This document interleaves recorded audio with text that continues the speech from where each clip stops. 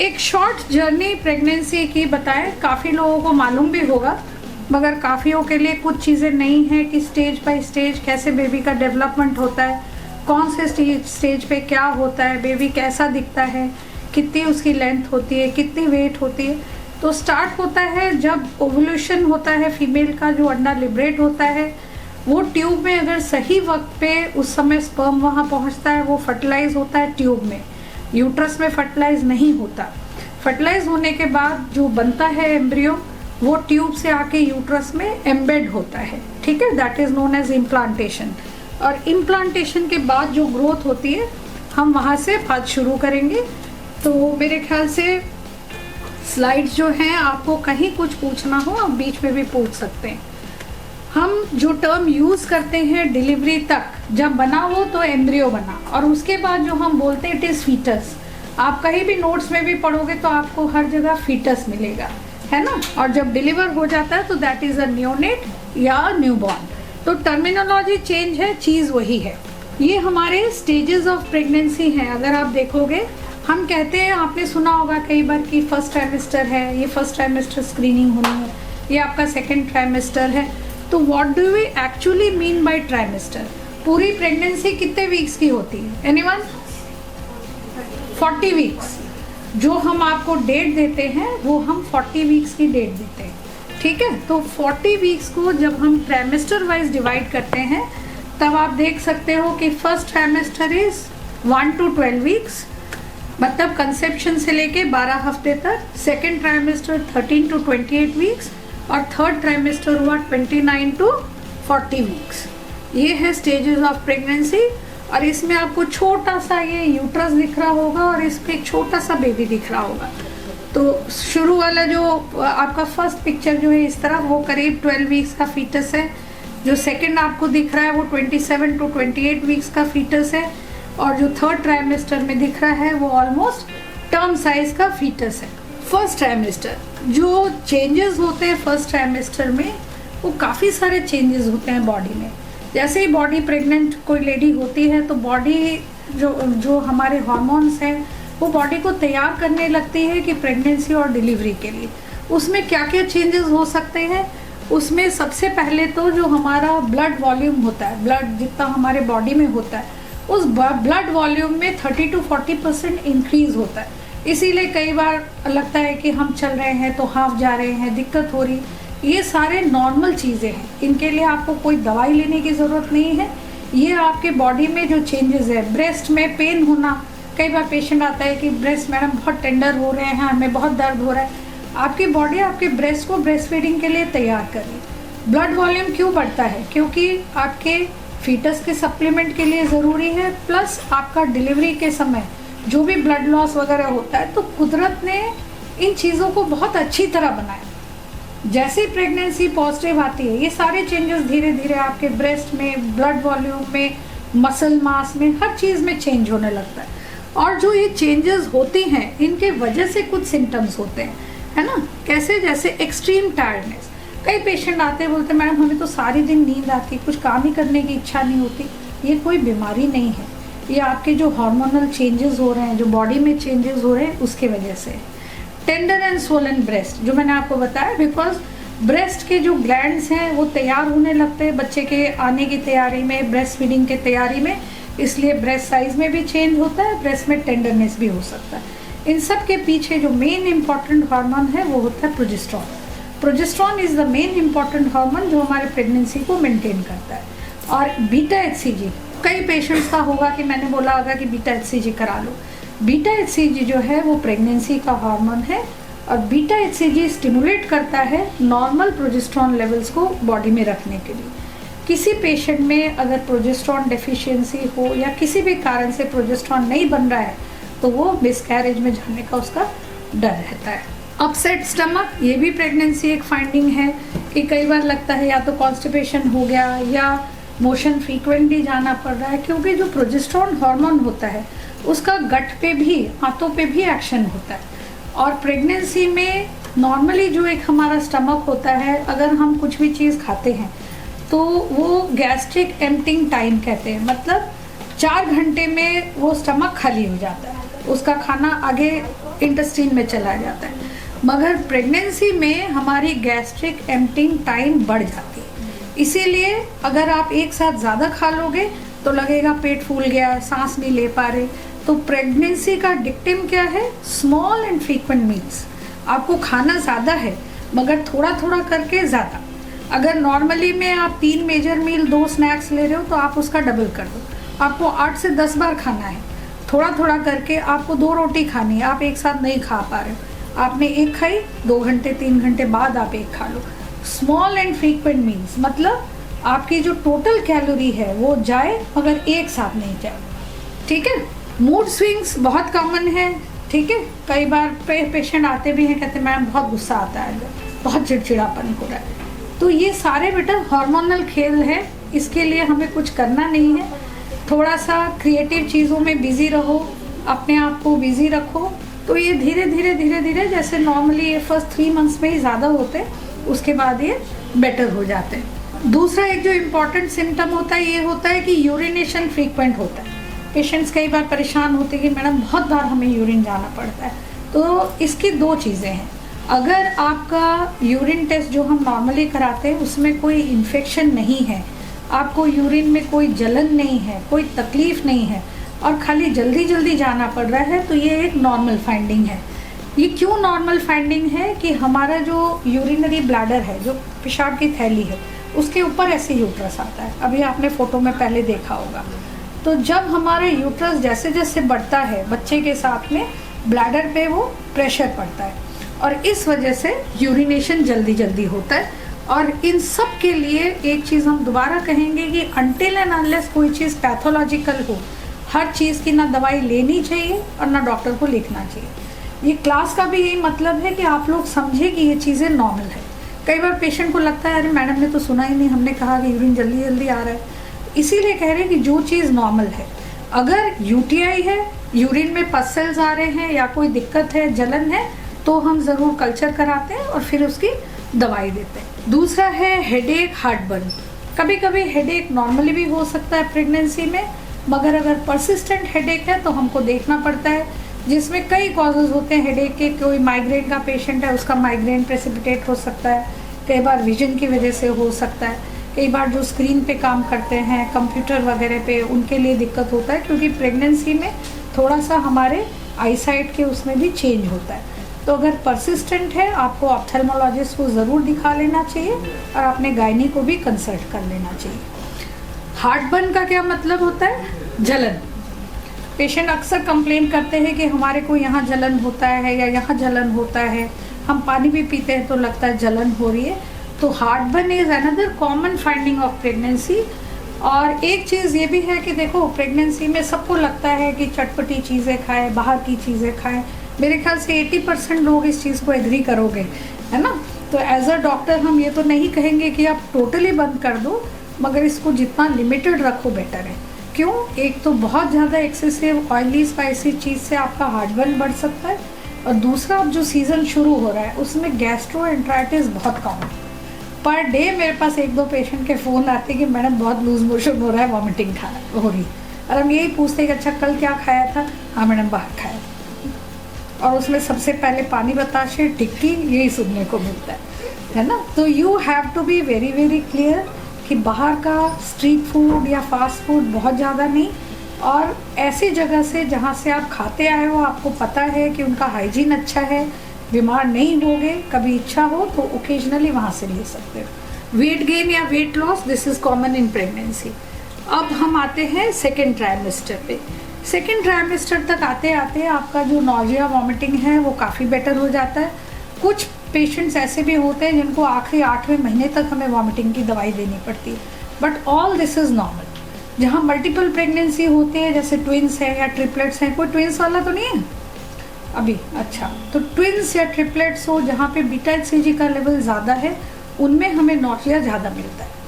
जहाँ extreme nausea होता है कि पेशेंट कुछ भी खा रहा है, रिटेन ही नहीं कर पा रहा है, उसको हम हाइपरेमेसिस कहते हैं, और ऐसे पेशेंट्स को हमें एडमिट करना पड़ता है कई बार, नहीं तो डिहाइड्रेशन का डर रहता है।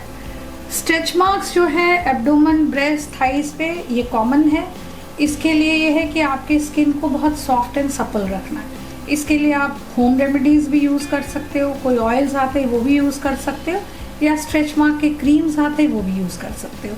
कायदे से अगर आप 3rd-4th मंथ से यूज़ करना शुरू करते हो तो रिजल्ट्स अच्छे होते हैं। ठीक है। स्किन की डार्कनिंग जैसे निपल्स के पास हो जाती है, या एक लाइन कई बार देखते हो कि अम्बलाइकस के नीचे से एक डार्क सी लाइन बन गई, ये भी प्रेगनेंसी में नॉर्मल है। थोड़ा हाथ वगैरह में नमनेस मतलब सुन्न हो जाना, कई बार लगता है ना, कहते हैं कि मैं उंगलियों ऐसा लगता है सुन्न हो गई, फिर हम ऐसे करते तो बेटर है। तो ये सारी चीज़ें प्रेगनेंसी के सिम्टम्स हैं और कॉमन फाइंडिंग्स हैं। 3rd ट्राइमेस्टर में भी ऑलमोस्ट सेम चीज़ें हैं, मैं इसलिए इसके डिटेल में नहीं जाऊंगी। हाँ, एक जो एडिशनल चीज़ है कि थोड़ा सा 3rd ट्राइमेस्टर कई बार पैरों में सूजन आने लगती है। पैरों की सूजन नॉर्मल भी हो सकता है और इसका इम्प्लिकेशन भी हो सकता है, क्योंकि हमारा ब्लड वॉल्यूम बढ़ रहा है। तो जब हम पैर लटका के बैठते हैं तो ग्रेविटी की वजह से जो नॉर्मली फ्लूइड नीचे से लिम्फेटिक्स के थ्रू हार्ट की तरफ आता है वो पूरा अगर नहीं आ पाता तो डिपेंडेंट एडिमा कहते हैं, मतलब जो सबसे नीचे का भाग है उसमें स्वेलिंग होगी। अगर आपका बीपी नॉर्मल है, सब कुछ नॉर्मल है, तो उस एडिमा के लिए ज़्यादा परेशान नहीं होने की ज़रूरत है। कोशिश करो कि एंटी ग्रेविटी नहीं रख के पैर को थोड़ा सीधे रखोगे, हॉरिजॉन्टल रखोगे तो स्वेलिंग कम होगी। और ऐसे पेशेंट्स देखते हैं कि जब हम रात को सो जाते हैं और सुबह उठते हैं तो हमारी स्वेलिंग गायब हो गई, और दिन भर जब हम काम करते हैं पैर लटका के बैठते हैं तो स्वेलिंग ज़्यादा हो रही। अगर आपका बीपी ज़्यादा है तो स्वेलिंग की इम्पोर्टेंस है, उसमें फिर दवाई चलना, फिर जो भी आपका डॉक्टर कहता है, एंटी हाइपरटेंसिव मेडिसिन, रेस्ट, वो सब आपको फॉलो करना है। थोड़े बहुत कॉन्ट्रैक्शंस 3rd ट्राइमेस्टर में फील होने लगते हैं, मतलब ऐसा लगता है कि थोड़ा सा कुछ पेट सिकुड़ा, फिर लूज हुआ, ब्रैक्सटन हिक्स कॉन्ट्रैक्शन कहते हैं। ये नॉर्मल चीज़ है, यही कॉन्ट्रैक्शंस आगे जाके लेबर पेन में कन्वर्ट होते हैं। कभी भी ऐसा कुछ हो तो घबराना नहीं है, थोड़ी देर वेट करिए, आधे घंटे 1 घंटे अगर लगता है रेस्ट से और वो सबसाइड हो गया तो इसका मतलब वो लेबर पेन्स नहीं। कभी भी लेबर पेन्स हो, चाहे वो प्रीमेच्योर हो चाहे टर्म पे हो, उसकी फ्रीक्वेंसी और इंटेंसिटी बढ़ती जाएगी। मतलब अगर आपको शुरू में आधे घंटे पे शुरू हो रहा है पेन, उसके बाद वो 15 मिनट, 20 मिनट, फिर 10 मिनट, 5 मिनट, तो अगर आपको लगता है कि पेन हमें जल्दी जल्दी आ रहा है और ज़्यादा देर के लिए रुक रहा है तो इसका मतलब वो लेबर पेन है, या साथ में कुछ डिस्चार्ज हो रहा है। ऐसे केस में आपको अपने गायनेक को कॉन्टैक्ट करना है। अगर हल्का सा हुआ पेन और फिर आपने रेस्ट किया और उसके बाद सबसाइड हो गया तो that is a normal finding, उसके लिए आपको परेशान नहीं होना है। थोड़ा सा पेल्विक इनलेट, हम इसका डिटेल में नहीं जाएंगे। What is pelvic inlet? ये जो आप देख रहे हो, इनलेट मतलब ऊपर, जहाँ से बेबी आपके पेल्विस में आता है। ये हम नॉर्मल डिलीवरी की बात कर रहे हैं ना, सिजेरियन में इसमें फ़र्क नहीं पड़ता। पेल्विक इनलेट अगर किसी का छोटा है, बेबी बड़ा है, तो आपका बेबी का हेड एंगेज नहीं होगा। ऐसे केसेस में हम नॉर्मल डिलीवरी के लिए नहीं वेट कर सकते। ऐसे केसेस में अगर हम पेशेंट को लेबर में जाने देंगे तो बेबी के फंसने का डर रहेगा। ऐसे केसेस में हम पहले एसेस कर लेते हैं, जब 3rd ट्राइमेस्टर में, एंड ऑफ 3rd ट्राइमेस्टर में। और अगर हमें लगता है कि इसकी पेल्विस, कई बार होता है किसी का 4, सवा 4, 4.5 किलो के भी बच्चे होते हैं, ऐसे केसेस में सिजेरियन इज़ ऑलवेज बेटर। ठीक है, तो पेल्विक इनलेट है जहाँ से बेबी एंटर होता है, और ये पेल्विक आउटलेट है जहाँ से बेबी निकलता है वेजाइनल कैनाल से बर्थ के टाइम पे। इन सब के कुछ डायमीटर्स होते हैं और वो डायमीटर्स की इम्पोर्टेंस होती है नॉर्मल डिलीवरी में। इसके बहुत सारे डायमीटर्स होते हैं, अगर कोई भी डायमीटर ज़रूरत से ज़्यादा छोटा हो तो नॉर्मल डिलीवरी में दिक्कत हो सकती है, या बेबी ज़रूरत से ज़्यादा बड़ा हो। मान लो आपका पेल्विस ठीक है मगर बेबी 4.5 किलो का है, तो आपको उस केस में नॉर्मल डिलीवरी में दिक्कत आ सकती है, और ऐसे केसेस में हमें इंटरवेन करके सिजेरियन करना पड़ सकता है। अब जो डायमीटर्स और पेल्विस की बनावट होती है, इसके हिसाब से पेल्विस के कुछ टाइप्स होते हैं, गायनेकॉइड, एंड्रॉइड, आर्थोपॉइड एंड प्लेटिपॉइड। ये पेल्विस के कुछ शेप्स होते हैं बेटा, इनका हम डिटेल आपको बिना उसके दिखा नहीं पाएंगे, मगर ये समझो कि एक फीमेल के लिए जो सबसे अच्छी पेल्विस होती है वो होती है gynaecoid. Gynaecoid pelvis is a Rumi pelvis जो नॉर्मल डिलीवरी को हेल्प करता है। उसके वॉल्स इस तरह से होती हैं, उसके डायमीटर इस तरह से होते हैं कि वो नॉर्मल डिलीवरी के लिए बच्चे को प्रोमोट करती है। एंड्रॉयड होता है मैन लाइक पेल्विस, एंड्रॉयड मतलब मैनली पेल्विस. तो this pelvis is not a good pelvis. If a patient has a android pelvis then she might have difficulty in normal labour. उसी तरह से आर्थ्रोपॉइड और प्लेटिपॉइड है, ये अलग अलग टाइप्स है, मगर इनमें सबसे अच्छी होती है गायनाकॉइड पेल्विस. अब कुछ चीज़ें जो हम आपको बताते हैं कि पेशेंट पूछते मैडम हेड एंगेज हो गया, what do you mean by engagement, कोई बता सकता है?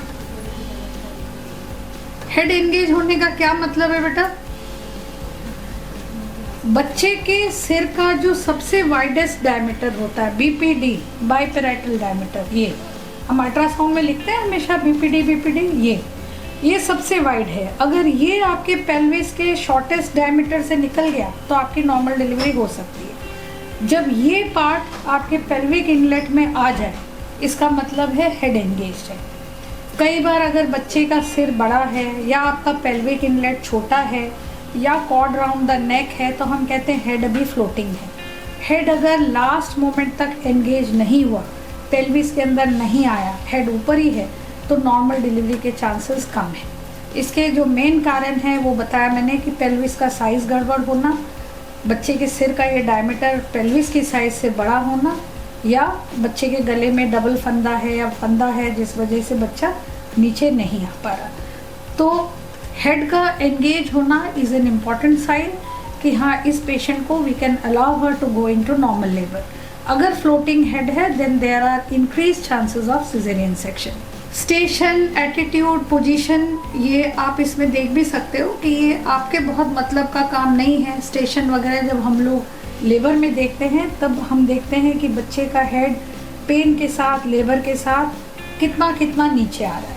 ठीक है, आपके लिए जो इम्पोर्टेंट चीज़ है हेड एंगेज है कि नहीं देखना है.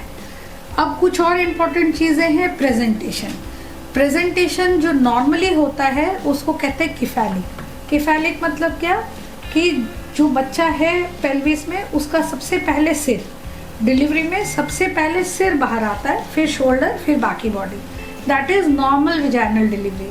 अब कई बार आपने सुना होगा हम कहते हैं ये ब्रीच है. ब्रीच मतलब सिर ऊपर है, पैर नीचे.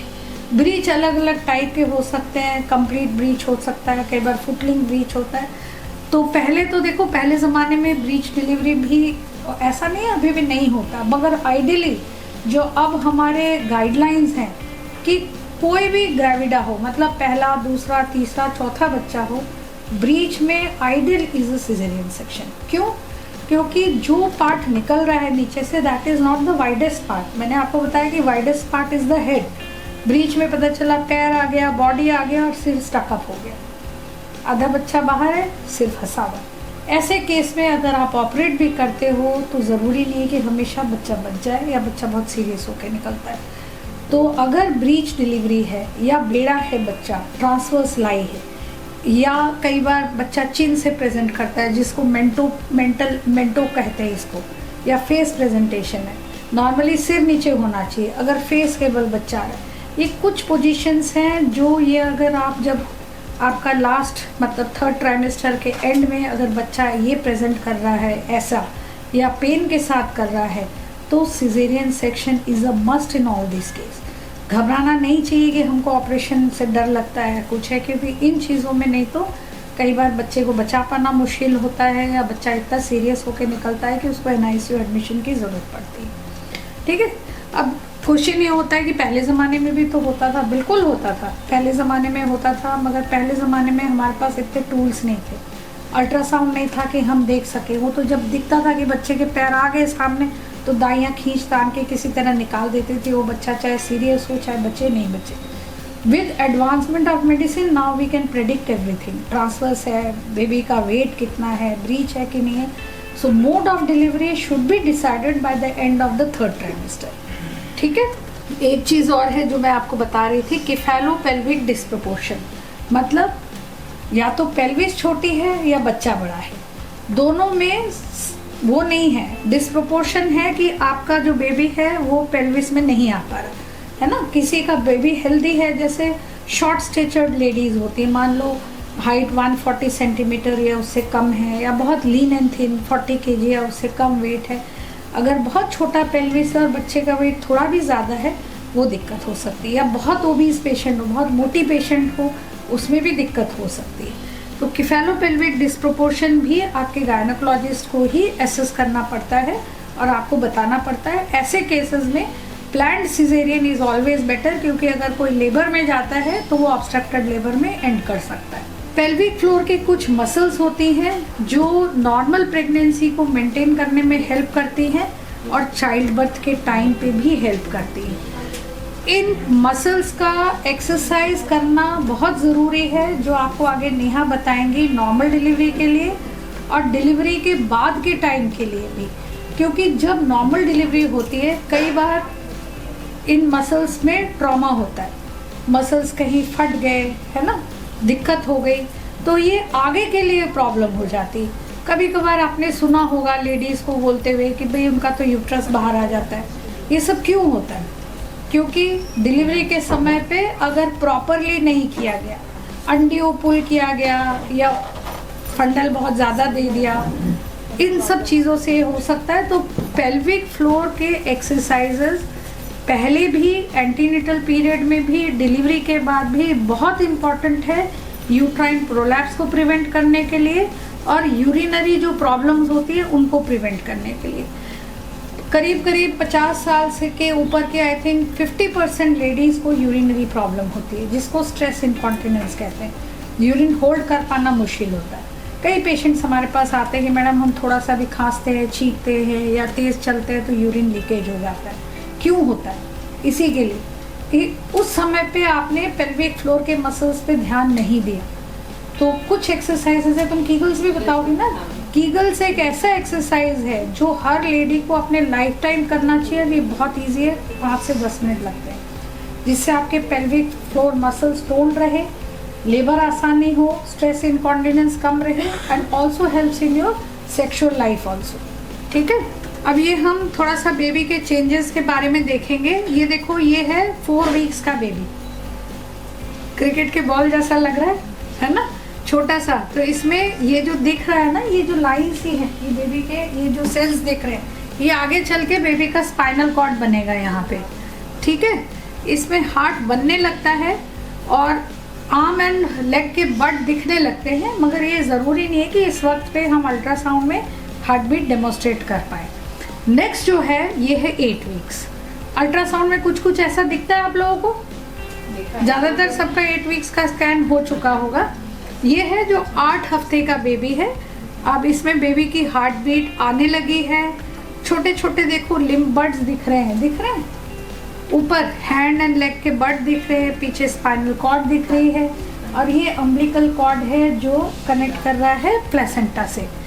इसमें आपका बच्चे का सेक्स ऑर्गन बनने लगता है। आँख के लिए देखो छोटे से वो दिख रहा है, जो मोनिका दिखाओ, हाँ, आई बड, ये दिखने लगता है।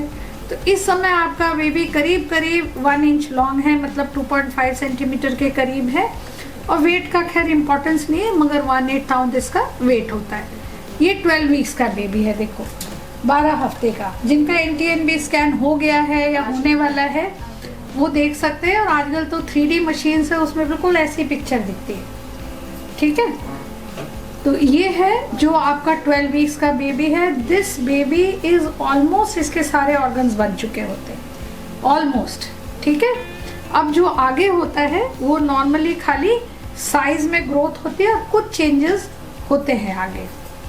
16 हफ्ते का बेबी देखो, 12 हफ्ते और 16 हफ्ते दिखने में कोई फर्क नहीं है ना, मगर क्या चीज हो रही है कि 16 हफ्ते में बच्चे की स्किन बनने लगती है। इसके पहले तक स्किन नहीं थी, इंटेस्टीन बनने लगते हैं, बच्चे की सकिंग रिफ्लेक्स आ जाती है। कई बार हमें अल्ट्रासाउंड में दिखता है बच्चा, है ना, और अंदर जो फ्लूइड है लाइकर, बच्चा उसको पीता है, वो यूरिन में भी होता है। लाइकर का बहुत इंपॉर्टेंस है। तो सकिंग रिफ्लेक्स जो है वो करीब 16 वीक्स पे आ जाती है और मसल टिश्यू और जो बोन है वो बनता रहता है। ये है 24 वीक्स। अब देखो, तुम्हें इमेज में किसी में भी चेंज नहीं दिखाई देगा, मगर सटल से चेंजेस हो रहे हैं, जो आप पढ़ोगे तो आपको समझ में आएगा कि क्या क्या चेंज हो रहे हैं। 24 हफ्ते में बच्चे के लंग्स पूरे बन गए हैं, मगर लंग्स फंक्शनल नहीं है, अभी बन गए हैं पूरे। और बेबी आपका सोने लगता है, जगने लगता है, ठीक है। करीब करीब इस स्टेज पे आपका जो बेबी है वो 12 इंचेस लॉन्ग है। ये 32 वीक्स है, इसमें the baby almost fully form. अब आपको इसके किक्स वगैरह भी प्रॉपरली सारे फील होने लगते हैं, जो किकिंग मूवमेंट होते हैं, और बच्चा अपने आईज ओपन कर सकता है, क्लोज कर सकता है, लाइट को सेंस कर सकता है। और ये है फुल टर्म बेबी, ठीक है, ये फुल टर्म है। और देखो ये प्रेजेंटेशन रहता है बेटा, head down, this is the normal cephalic presentation. अगर हम इसी को उल्टा कर लें, जिसमें बच्चे के बटक्स या फुट नीचे आ जाए, that will be the breach. Common ये होता है, ट्रांसवर्स भी होता है, जो बेड़ा होता है इस तरह से। तो this is all about pregnancy. Thank you सबको।